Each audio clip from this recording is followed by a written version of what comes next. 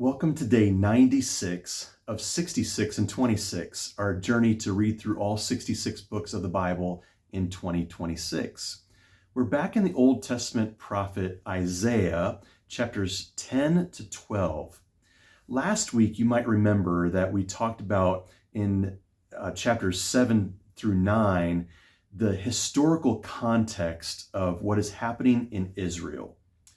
In the nation of Judah, which is the southern part of Israel after they split Israel and Judah, in Judah, they are being hard pressed because Israel to the north and Aram to the north of that have teamed up and they're against Judah. But the Israelites and the Arameans are going to be defeated by the Assyrians farther to the north still. And that is what we begin to see in chapter 10.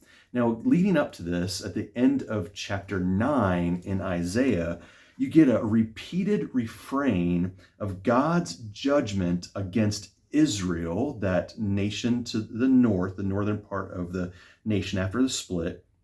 And this repeated refrain when God says that all his anger is not turned away, his hand is still upraised. His hand is still upraised. His hand is still upraised. That's in verses 12, 17, and 21 of chapter 9. And then at the beginning of chapter 10, which they're reading today, we get this repeated refrain once more in Isaiah 10, verse 4. Yet for all of this, God's anger is not turned away. His hand is still upraised against Israel for all their unfaithfulness. But then God turns with a word against the Assyrians, who will be his hand of judgment against Aram and Israel. And he says in Isaiah 10, verse 5, "Woe to the Assyrian, the rod of my anger, in whose hand is the club of my wrath." So Assyria is actually being used by God for his purposes of judgment. And then he says, "I send him against a godless nation. I dispatch him against a people who anger me, to seize loot and snatch plunder and to trample them down like mud in the streets." But, verse 7, this is not what he intends. That is what Assyria intends. This is not what he has in mind. His purpose is to destroy, to put an end to many nations. And so God goes on to speak through Isaiah a word against Assyria, and ultimately they will fall.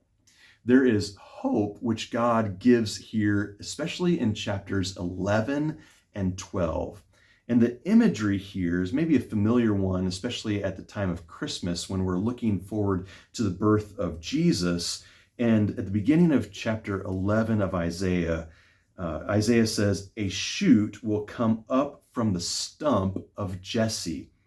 If you think about it, the stump is what's left after a tree has been felled. And so the tree's been cut down and the stump is left, and it's the stump of Jesse. Jesse was King David's father. And so this is the nation of Israel cut way, way back, and that stump of Jesse, and from its roots, a branch will bear fruit. And then the Spirit of the Lord will rest on him, the Spirit of wisdom and understanding, the Spirit of counsel and power, the Spirit of knowledge and the fear of the Lord.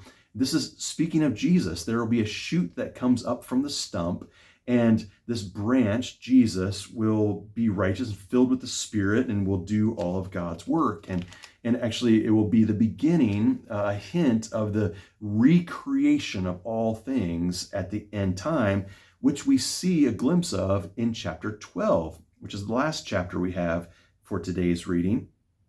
In that day, and that phrase "in that day" comes up a couple times in this chapter, and in that day represents the end time, the last day, judgment day, the great day of the Lord.